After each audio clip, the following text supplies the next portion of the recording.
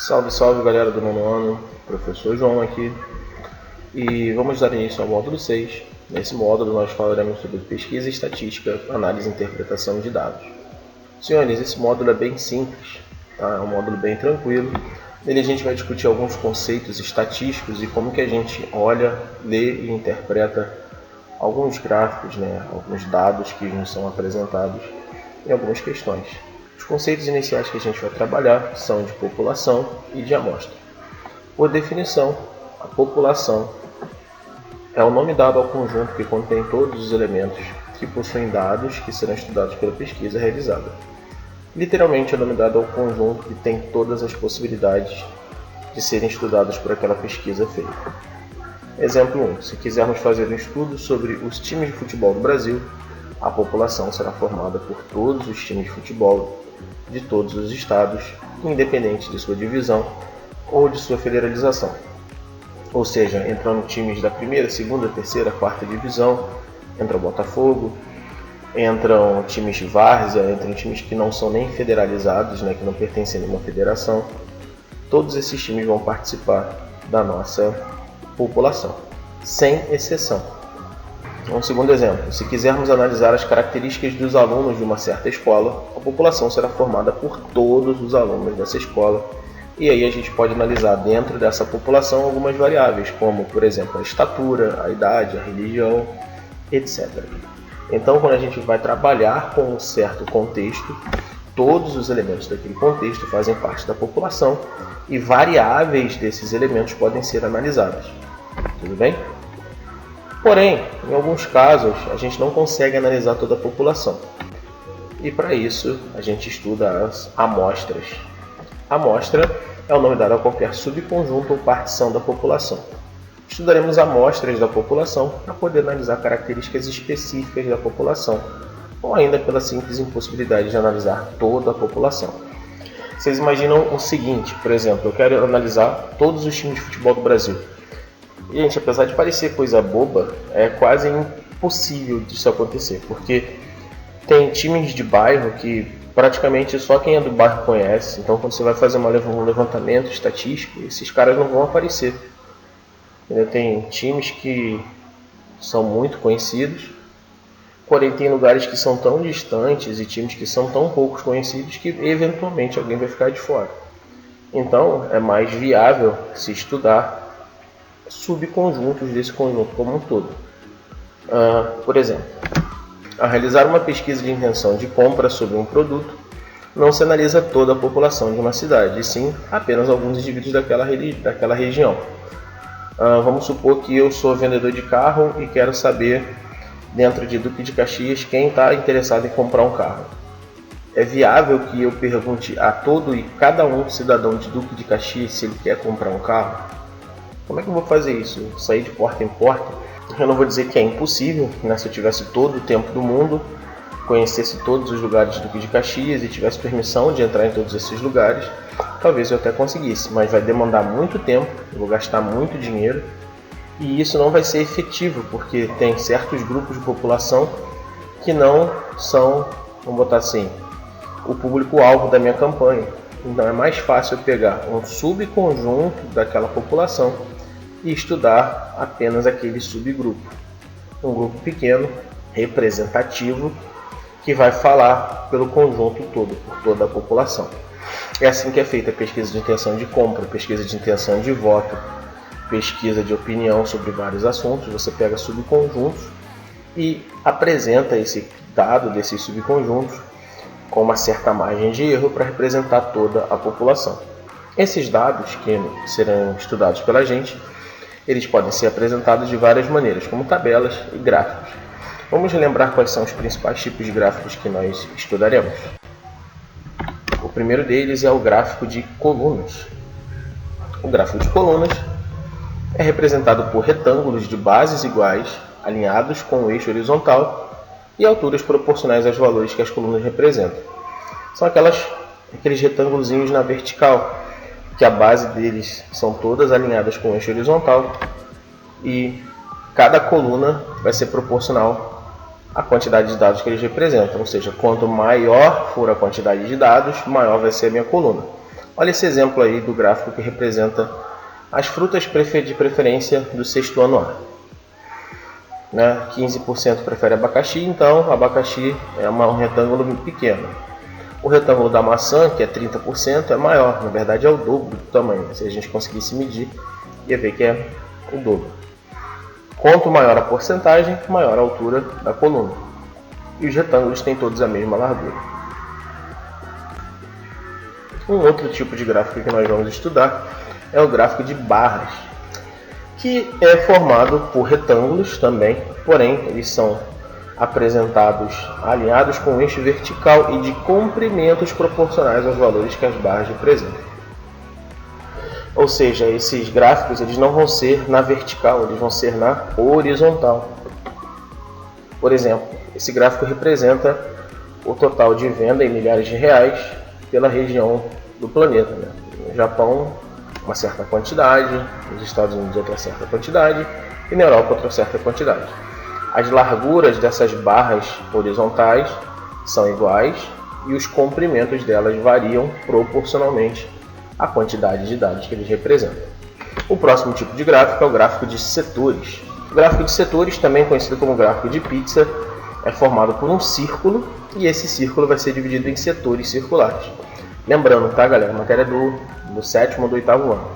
Setor circular é um pedaço do círculo, é um pedaço do círculo dividido por dois raios consecutivos que tem uma certa abertura que é medida no centro desse ângulo, que é chamado de ângulo central. Então, o setor circular é representado por um ângulo central e cada ângulo vai ser proporcional à frequência relativa dos dados coletados. Ou seja, quanto maior for a quantidade de dados que aquele setor representa, maior vai ser o ângulo central do mesmo. Lembrando, frequência relativa é a razão entre a frequência absoluta e o total de dados. O professor não lembra o que é frequência absoluta. Frequência absoluta é a quantidade total de elementos que cada parte representa. Tudo bem? É como se fosse um número inteiro. A frequência relativa vai ser uma razão. É um quociente, é um número decimal ou então uma porcentagem. Tudo bem? Para calcular a medida do ângulo central, então eu vou fazer uma regrinha de 3, porque cada ângulo central alfa vai ser diretamente proporcional à frequência relativa x. Então vale que o ângulo de 360 está para o ângulo alfa, assim como o total de valores está para x, que é a minha frequência absoluta. E assim eu consigo calcular o ângulo central. A gente vai ver alguns exercícios na frente, então não se afobem que vai dar para ficar mais claro, tudo bem? Bom, nesse caso um gráfico de setores seria um gráfico mais ou menos assim. Está vendo que cada, entre aspas, fatia da pizza tem uma certa abertura? E essa abertura ela aumenta conforme a porcentagem aumenta.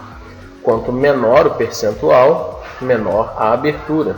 Olha o setor laranja, por exemplo. Quanto maior a porcentagem, maior a abertura. Olha o setor azul, por exemplo.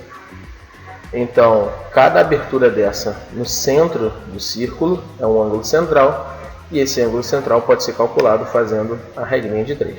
Um outro tipo de gráfico que também a gente vai estudar, que é bastante comum e muito útil, é o gráfico de linhas. Esse gráfico é representado por uma linha ou um conjunto de segmentos de reta no plano cartesiano. Esse gráfico é muito utilizado para mostrar a variação de certa característica ao longo do tempo. Aqui eu peguei um exemplo que fala do total em milhões arrecadado com exportação de carnes entre 2002 e 2010. Está vendo que você consegue acompanhar que houve um aumento nesse valor de exportações ao longo do período e depois uma diminuição? Então esse é um gráfico que tem vários segmentos de reta, um gráfico de linha ou de linhas. E nesses segmentos de reta eu consigo acompanhar uma evolução ao longo do tempo, que está no eixo horizontal. Tudo bem? Então, esse é o gráfico de linhas, ele está muito útil de ser utilizado.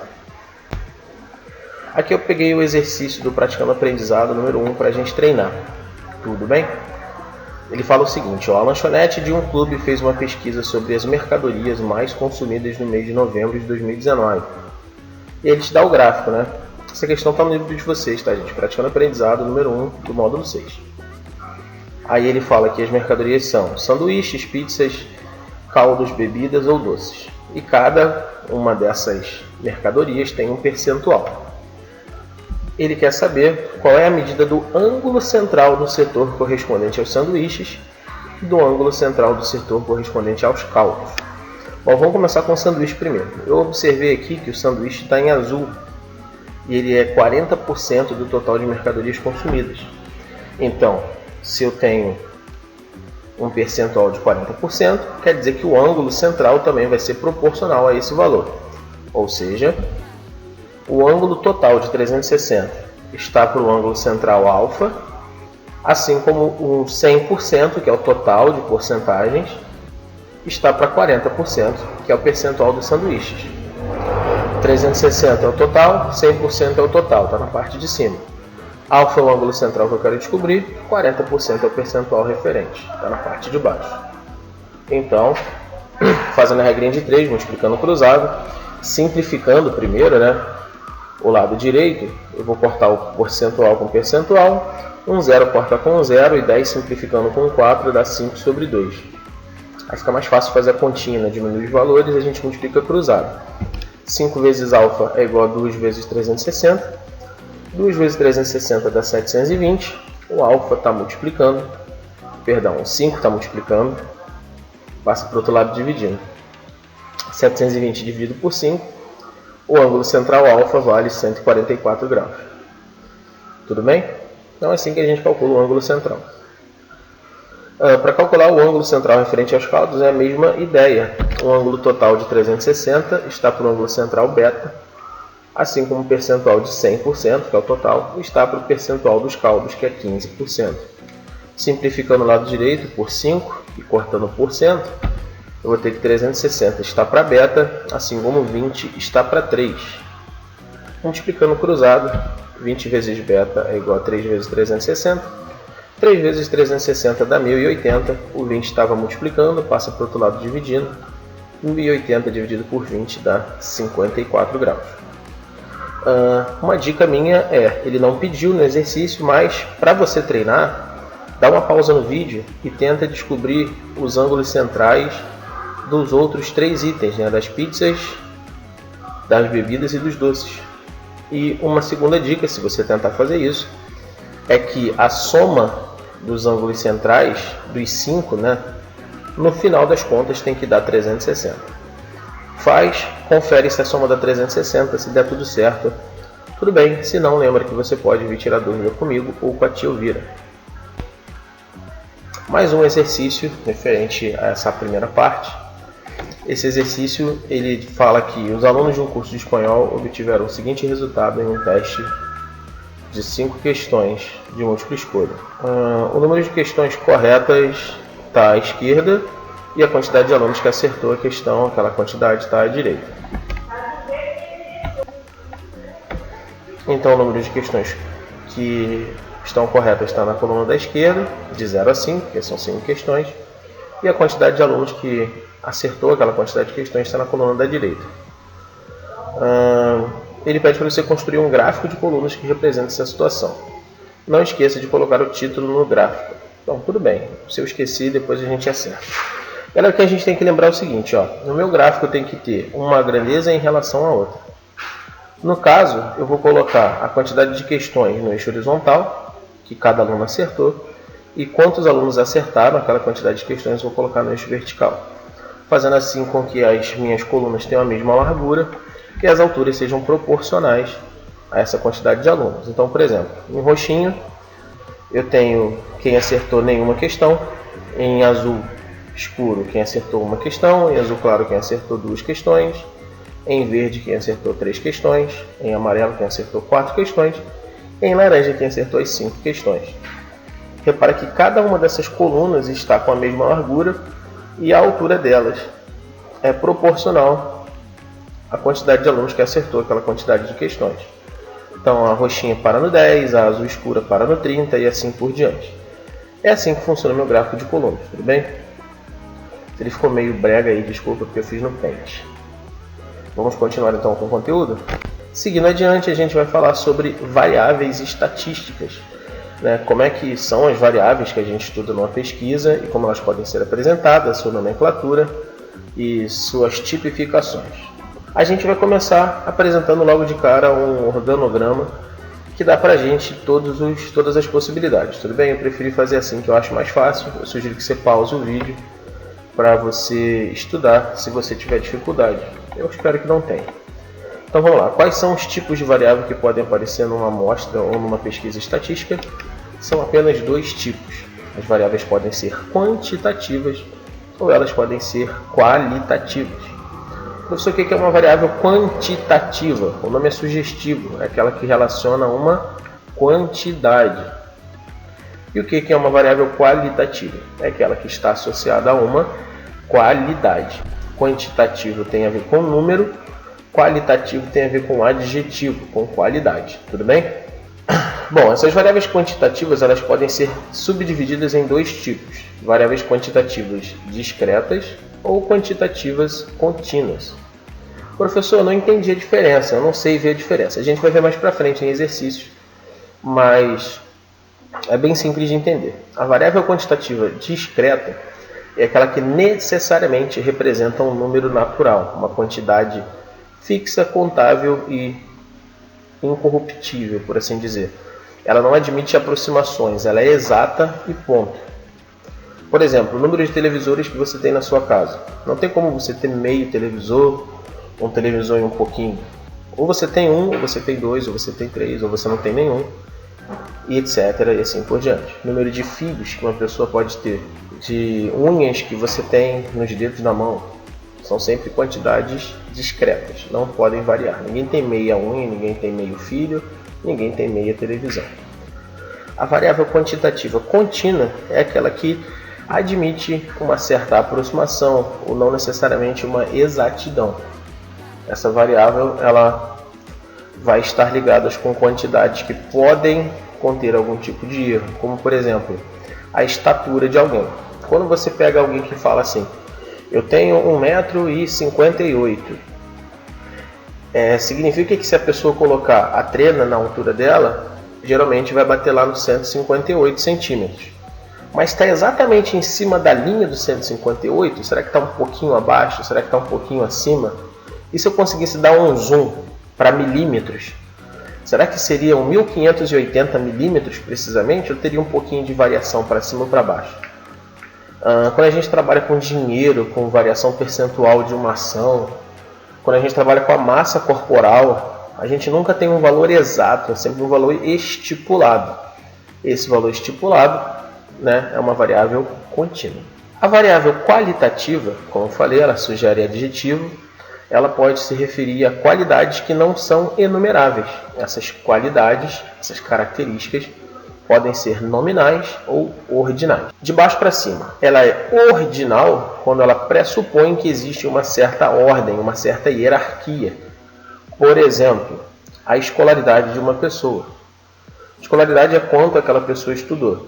Então, quem só terminou o primeiro ano do ensino fundamental tem menos escolaridade do que só quem terminou o segundo ano.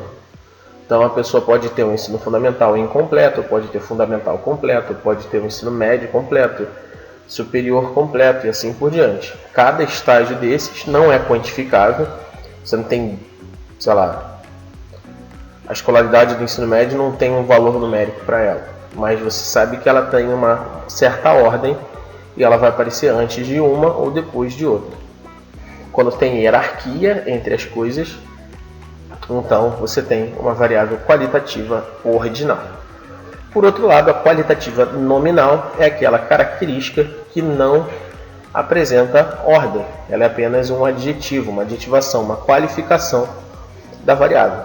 Por exemplo, a cor dos olhos. Não tem uma cor dos olhos que vem primeiro, uma cor dos olhos que vem depois, e cor dos olhos não é quantificável. Você não conta quanto cor dos olhos. Certo? Então, a variável qualitativa nominal. Tranquilo? Deu para entender bem a diferença aí em cada um dos exemplos? Espero que sim. Tem exercícios aí no livro que vão tratar justamente da nossa acurácia em entender e interpretar essas variáveis. Seguindo adiante, a gente vai falar da distribuição das frequências, né, com variáveis discretas. Lembrando, quantitativa discreta, tudo bem? Variáveis quantitativas discretas são aquelas que eu consigo contar de maneira inteira, né, e sem aproximação ou estimação. Por exemplo, abaixo estão listadas as idades dos pacientes que fizeram a remoção de vesícula no último ano num determinado hospital. Galera, não tem como meio paciente ou 1,2 pacientes removerem a vesícula. São sempre quantidades inteiras, certo? Então eu peguei esses pacientes que fazem parte da população estudada e anotei as idades dele. As idades desses pacientes estão aqui nesse rol. Professor, eu não entendi. O que você falou? Justamente, galera, eu falei rol. R-O-L. Rol é uma palavra que a gente usa para representar uma lista. Rol quer dizer lista. E nesse caso, estatisticamente, matematicamente, quando a gente fala do rol, a gente está falando de uma lista que contém os valores em ordem. Essa ordem pode ser crescente ou decrescente, tudo bem? Se a variável for qualitativa, não vai ter ordem, mas se ela for quantitativa, você coloca ou em ordem crescente ou em ordem decrescente. Para nossa sorte, esse exemplo já apresentou os dados ordenadamente.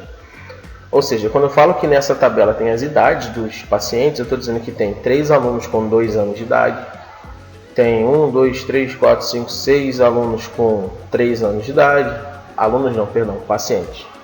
3 pacientes com 4 anos de idade, 3 pacientes com 5 anos de idade, 2 pacientes com 6 anos de idade e assim por diante.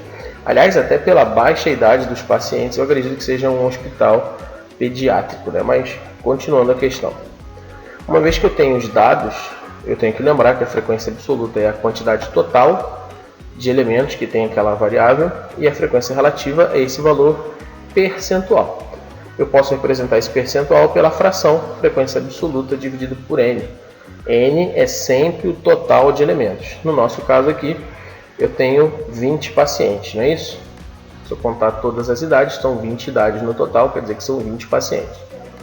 Então, para descobrir a frequência absoluta, basta eu contar quantos elementos eu tenho naquela variável. E para calcular a frequência relativa, eu pego essa frequência absoluta e divido pelo total. Esse valor me dá um percentual ou um valor decimal que equivale ao percentual. Para falar da distribuição de frequências, a gente está falando de uma forma mais eficiente de visualizar esses dados, né? Imagina que são só 20 pacientes no ano, então eu consegui colocar todas as idades aqui. Mas se você pegar um hospital que atende volume muito maior, será que é vantagem a gente colocar esses valores assim um do lado do outro? Eu acho que fica meio confuso, né? Então a gente pode preparar uma tabela.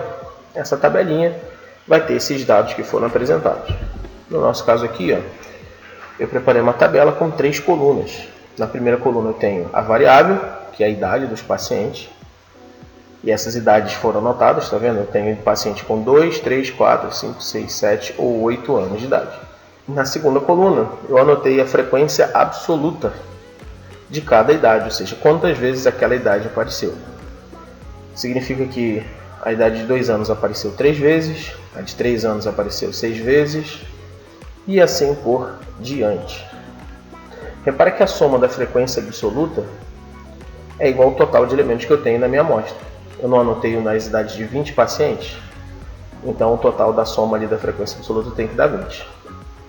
E a frequência relativa, como eu falei, é o valor percentual, é a razão entre a frequência absoluta e o total. Então, por exemplo, com 2 anos de idade eu tenho 3 pacientes. Qual é a frequência relativa? 3, que é a frequência absoluta, dividido pelo total, que é 20. Se você pegar sua calculadora e fizer agora aí rapidinho, 3 dividido por 20 vai dar 0,15, que é a minha frequência relativa.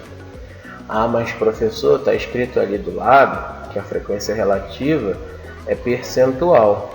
0,15 é um número decimal. Senhores, o número decimal com 2 casas decimais é uma fração centesimal, é uma porcentagem. Ou seja, 0,15 é 15%. 0,30 é 30%. Então, estar em forma decimal ou em forma percentual, matematicamente é equivalente, tudo bem? Só muda o símbolozinho ali que você escreve. 0,15 ou 15%, a mesma coisa. 0,30 ou 30%, a mesma coisa. E assim por diante. Sugestão: pausa aí o vídeo, faz as continhas na calculadora e vê se confere com a coluna da direita. Deu para entender então a diferença entre frequência absoluta e frequência relativa? Espero que sim.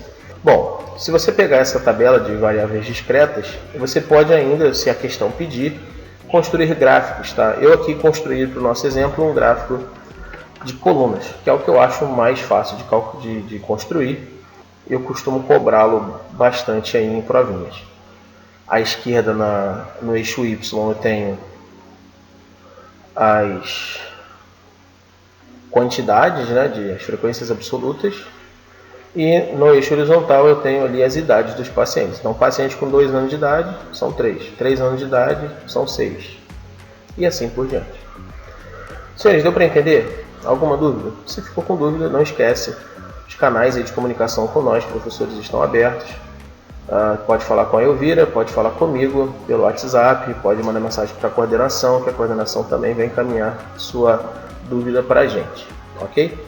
Bom, se a gente for falar da distribuição de frequência de variáveis contínuas, é mais ou menos a mesma coisa do que a variável discreta. Só que esse mais ou menos, né, ele não está aí à toa, ele tem suas diferenças. Vamos ver um exemplo para a gente entender o porquê da diferença. Nesse exemplo ele fala que a tabela abaixo ilustra as estaturas em centímetros de 25 alunos de uma turma de 9º ano. Então, parecido com a questão anterior, só que agora ao invés de ter 20 valores, eu tenho 25 valores e eles são muito mais variados, eu não tenho muita repetição como eu tinha anteriormente. Então, eu tenho aí as estaturas em centímetros de 25 alunos de uma turma de 9º ano. Aliás, como observação, deve ser uma turma de alunos da Noruega, né? Porque o menor tem 1,60 m e o maior tem 1,87 m. Todo mundo bem alto. As meninas aí que devem estar revoltadas. Enfim. A tabela de distribuição de frequências da variável contínua é um pouquinho diferente da variável discreta. Para isso, eu vou fazer o seguinte: ao invés de pegar uma linhazinha na horizontal para cada estatura que eu tenho, eu vou criar intervalos para distribuir essas frequências. Como assim, professor? Qualquer coisa volta aí um pouquinho que você vai lembrar. No exemplo anterior, eu tinha apenas 6 ou 7 idades, né? 2, 3, 4, 5, 6, 7 ou 8 anos de idade. Então eu criei uma tabela que tinha ali 7 linhas, uma para cada idade. Lembra disso? Espero que sim. Aqui não, eu tenho 25 valores, tem até alguns que se repetem, tipo 1,66 m, né? 166 centímetros, 176 se repete também, entre outros. Mas a questão é que eu tenho muito mais valores diferentes do que valores iguais. Então você imagina criar uma tabela que tem uma linha para cada uma das estaturas para você anotar ali a frequência absoluta. E cada frequência absoluta ali vai ser 1, 2, 1, 2, alguma coisa assim. Bom, para fins de estudo, geralmente quando tem uma quantidade grande de dados, tipo de 20, 25 para cima já seria suficiente, ao invés de analisar caso a caso, eu vou criar intervalos, tudo bem? Esses intervalos têm uma coisa chamada amplitude. A amplitude do intervalo que vai ser analisado é a diferença entre o menor valor e o maior valor que vai entrar naquele intervalo. Por exemplo, aqui eu peguei essas estaturas e dividi em 7 intervalos de amplitude 4. Ou seja, em cada intervalo desses, eu coloquei as estaturas que variam de 4 em 4. No primeiro intervalo, de 160 a 164. No segundo, de 164 a 168. No terceiro, de 168 a 172 e assim por diante. Nesses intervalos, ao invés de anotar apenas aquelas duas estaturas, eu vou anotar todas as estaturas que estão entre o primeiro e o segundo valor. Então, na primeira linha, entram todas as estaturas que estão entre 1,60 m e 1,64 m. Quantas são? Vou olhar no meu rol. No meu rol eu tenho lá 3 estaturas, né? 1,60, 1,62 e 1,63. 3 valores. A frequência absoluta dessa classe é 3. Na segunda classe, na de baixo, vai de 164 a 168. Não tem ninguém com 164, tá vendo? Mas tem gente com 165, tem gente com 166 e tem gente com 167. Então essas 4 pessoas vão entrar na minha classe. Depois de 1,68 m a 1,72 m. Professor, não tem ninguém com 1,68 m nem 1,72 m. Como é que tem 3 aí do lado? Justamente, galera, não entra os valores dos extremos, e sim quem está naquele intervalo. E tem 3 pessoas, né? 3 alunos nesse intervalo, que são os alunos que têm 1,70 m, 1,71 m, totalizando 3 alunos. E assim por diante. Senhores, está vendo que entre os extremos de cada intervalo, de cada classe dessa, eu tenho tipo um T deitado? Esse T deitado ele representa uma coisa chamada intervalo de classe. A parte que tem a barrinha vertical significa que o intervalo é fechado. E aqui não tem, né, a ponta da base do T deitado, quer dizer que o intervalo é aberto. O que isso significa? Que quem está à esquerda entra naquela classe e quem está à direita não entra naquela classe. Para isso eu quero chamar a atenção para vocês para a quinta e para a sexta classe. Aqui vai de 176 a 180 e aqui vai de 180 a 184. Ó, quem vai de 176 inclusive até 180? Todo mundo que está nesse intervalo. Então eu vou procurar aqui na minha tabelinha e achei 2 pessoas com 176, uma com 177 e uma com 179. Professor, mas tem uma com 1,80 m também, não seriam 5? Aí que tá, galera, o 180 não entra na classe 5, porque o 180 é aberto na quinta classe. Na sexta classe, que começa no 180, a barrinha vertical está do lado dele, quer dizer que ele é fechado no 180. Então o 180 vai ser fechado e vai pertencer à sexta classe, não à quinta. Ou seja, o valor do extremo só entra no intervalo se ele estiver fechado naquele extremo. 176 está fechado, então 176 entra. 180 está aberto, então 180 não entra, por isso que são só 4 e não 5 valores. O 180 vai entrar na sexta classe, que é de baixo, que entra o 180 e o 181. Repara que o 184 não entra na sexta classe também, por isso que só tem 2 valores. O 184 vai entrar na última classe, junto com o 185 e o 187 2 vezes. Eu espero que tenha ficado claro, se não, na nossa correção dos exercícios a gente vai ver outros exemplos. Essa distribuição dessas frequências nessa nossa tabelinha, divididas em intervalos de classes, ela também pode ser representada graficamente, e o gráfico que representa uma distribuição de variáveis contínuas com intervalos de classe é chamada de histograma. Como assim? Galera, nenhum mistério, tá? O histograma é um gráfico de colunas também. Só que as colunas não podem ser separadas. Por quê? Porque aqui na parte de baixo, aonde termina uma classe, começa a outra. Então, o histograma é um gráfico de colunas que são justapostas. Elas têm que estar coladinhas ali, uma do lado da outra. As alturas continuam sendo proporcionais às suas frequências. Aqui, ao invés de usar a frequência absoluta, eu usei a frequência relativa, tá, gente? Então, aqui você vai ver, ó, a primeira classe que está de verdinho vai de 160 a 164. Essa classe tem 12% dos valores. 12%, então a altura dela vai até o 12. A segunda classe, que vai de 164 até 168, está em azul claro, ela tem 16%, então a altura dela vai até o 16. E assim por diante. Uma coluninha colada na outra. Isto é um histograma. Pegar aí o trocadilho? Eu espero que sim. Então, exercício número 7 do Praticando Aprendizado. Ele está te dando aí uma tabela com 30 valores, que são clientes no escritório de contabilidade, né? Tempo de espera dos clientes no escritório de contabilidade. Ele pede para você construir a tabela de frequências com os dados agrupados em intervalos de classe com amplitude igual a 5 a partir do menor tempo encontrado. Então, vou montar aqui o nosso passo a passo. Primeiro, vamos organizar o rol dos dados. Primeira coisa, você está vendo ali que está tudo fora de ordem? O primeiro tempo é de 32, o segundo é 19, depois é 7, depois é 21. Isso aí, para organizar os dados, é uma bagunça. Então, eu vou pegar esses 30 valores e colocá-los em ordem. Tá? Vamos fazer isso agora. Rapidinho, né? Que bom. Repara aí, então, galera, que eu peguei os 30 valores e coloquei eles em ordem crescente, né? E eu percebi que o menor dos valores é o 7.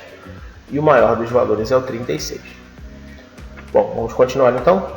Como ele sugeriu, eu tenho que montar uma tabela de frequências, e para montar essa tabela eu vou respeitar a amplitude que ele sugeriu.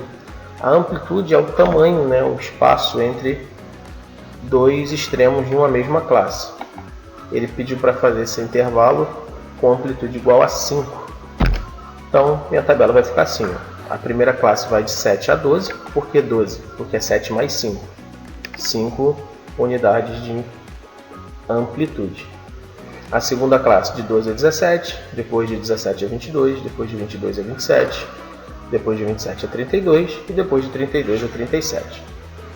Repare que eu não preciso fazer de 37 a 42 e assim por diante, porque o maior dos valores observados é 36 minutos. Então, 37 até o 37 já pegou todo mundo. Ah, professor, mas não tem ninguém com 37. Não tem problema, se não tem 37 no tempo de espera, desde que todos os valores apresentados no meu ROM estejam incluídos aí na minha tabela de frequências. Agora a gente vai anotar as frequências absoluta e relativa. Então vamos lá, primeira classe de 7 a 12. Vou pegar todo mundo que está de 7 inclusive a 12 exclusive. Ou seja, o 7 entra, o 12 fica fora. Tem que ser a partir de 7 menor que 12, então entra o 7, o 8, o 10 e o 11, 4 valores. A segunda classe, de 12 a 17, o 12 entra, o 17 não. Então eu vou ter 12, 12, 13, 14, 14, 15, 15, 16, 16, 16, 16. São 11 valores. Lembrando que o 17 não entra, tá? E eu espero que vocês tenham entendido aí o processo. Você vai repetir isso até que todos os valores tenham ficado na sua respectiva classe. E você, quando somar, vai perceber que a soma da frequência absoluta tem que dar 30, que é o total de dados que eu tinha no meu ROM. Ok? Lembrando, para fazer a frequência relativa, eu tenho que pegar a frequência absoluta e dividir pelo total. Então, na primeira classe, que a frequência absoluta é 4, a frequência relativa vai ser 4 sobre 30. 4 sobre 30 vai dar uma dízima periódica aí, 0,13333333 e assim por diante. Por isso, o percentual, andando duas casas para a direita, é 13,3%. A segunda classe deu 11. Frequência relativa, 11 dividido por 30. Que vai dar 0,3666666666 e assim por diante. Andando duas casas para a direita e arredondando, você vai ter 36,7%. E assim por diante. Anotando os percentuais, a soma dos percentuais das frequências relativas também tem que dar o total. Só que o total percentual é sempre 100%. Tranquilo, galerinha? Eu espero que tenha ficado claro aí a resolução do exercício número 7. E vamos adiante. Mais um exercício aí para a gente treinar. Exercício número 1 do Aplicando Conhecimento. Ele fala que durante 30 dias o radar de um cruzamento de duas grandes avenidas recolheu os dados do último algarismo da placa dos carros. O gráfico de colunas a seguir mostra, para cada algarismo, o percentual da quantidade de carros aferida. Galera, pode parecer uma parada meio louca, tá? Mas em cidades como São Paulo, que tem rodízio, faz sentido você ter esse tipo de fiscalização, né? Saber qual é o final da placa para saber se aquela placa poderia estar rodando naquele dia ou não. Bom, os valores são em percentuais, gente. Então vamos lá. Final 0 ou 1, você tem 10%. Final 2 ou 3, 20%. Final 4 ou 5, 25%. Final 6 ou 7, 30%. Final 8 ou 9, 15%. Lembrando que se você somar as porcentagens, vai dar 100%, né? Represente as informações acima usando gráficos de setor. Não apareceu aqui, tá? É um gráfico de setor que ele queria. Bom, desculpa por isso. Então vamos lá. O gráfico pedido tem que ter 5 setores, porque são 5 colunas, não é isso? Então, um para cada coluna. Cada setor terá seu ângulo central proporcional ao percentual de cada coluna. Então, o que eu vou fazer? Para descobrir a abertura de cada setor, eu vou calcular primeiro a medida de cada ângulo central. Para a primeira coluna, que é o final 0 ou 1, eu vou ter que o ângulo, que eu chamei de alfa 1, está para 360 graus, que é o ângulo total, assim como o percentual desse ângulo, que é 10%, está para o total percentual, que é 100%.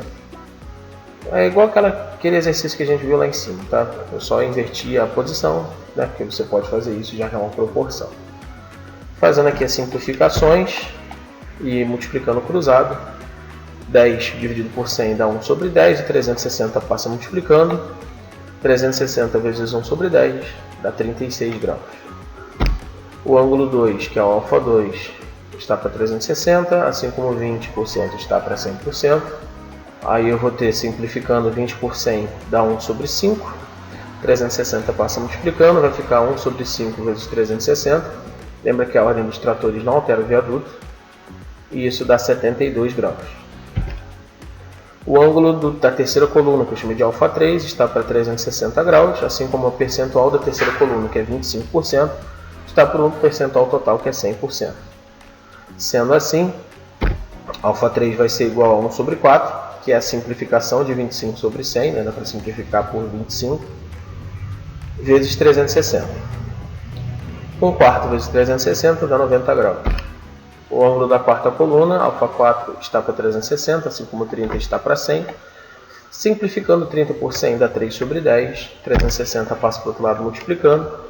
3 sobre 10 vezes 360 dá 108.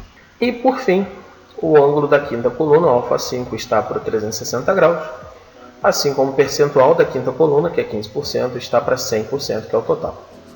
Simplificando 15 por 100 dá 3 sobre 20, ou 360 está dividindo, passa multiplicando. 3 sobre 20 vezes 360 dá 54 graus. Repara, galera, que se eu somar os 5 ângulos, 36, 72, 90, 108 e 54, a soma vai dar justamente 360 graus. Se você quiser conferir, dá uma pausa aí e confere, tudo bem? E aí o nosso gráfico de setores vai ficar assim. O maior setor é o da quarta coluna, que é o roxinho. O de 90 graus é o verdinho. O vermelho é o de 72. O azul claro é o de 54. E o menor de todos é o azul escuro, que é o final de 0 a 1, que é também a menor porcentagem, correto? Quanto menor a porcentagem, menor o ângulo central, menor o setor. Quanto maior a porcentagem, maior o ângulo central, maior o setor. Bonitinho, gente. E é isso aí, né? Eu espero que vocês tenham entendido o conteúdo. Vocês vão fazer os exercícios 3, 4, 5 e 6 do Prática no Aprendizado e 2, 3 e 4 do Aplicando Conhecimento em Casa. Essa correção a gente vai fazer na próxima semana. E aí tá uma novidade legal, gente. A gente vai tentar corrigir isso daí ao vivo, ok? Vamos tentar fazer essa correção ao vivo, numa live que a gente vai marcar com data que vai ser divulgada na plataforma, vai ser divulgada nos grupos dos pais, no grupo de vocês, para a gente poder corrigir esse exercício aí na outra semana.